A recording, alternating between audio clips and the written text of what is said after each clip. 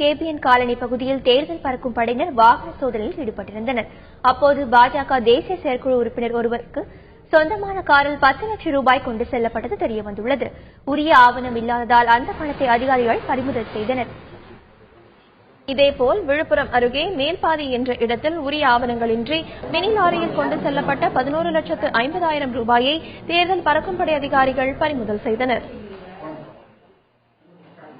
தேர்தல் அதிகாரிகளின் சோதனை நடவடிக்கைகளால் வியாபாரம் பாதிக்கப்படுவதாக கோவை நகை வியாபாரிகள் தலைமை தேர்தல் அதிகாரி ராஜேஷ் லக்கானியிடம் புகார் அளித்துள்ளார்.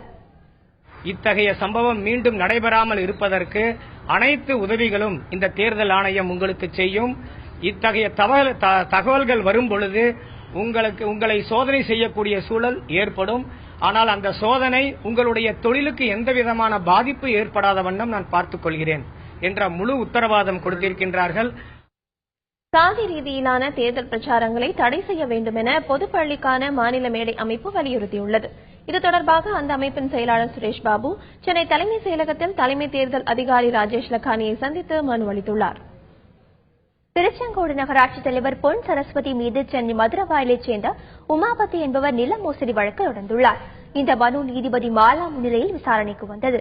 அப்போது பொன் சரஸ்வதி மீது தொடரப்பட்ட வழக்கில் முகாந்திரம் இருந்தால் கோவை மாவட்ட நில அபகரிப்பு தடுப்பு பிரிவு காவல்துறை வழக்கு பதிவு செய்து விசாரணை நடத்த உத்தரவிட்டார்.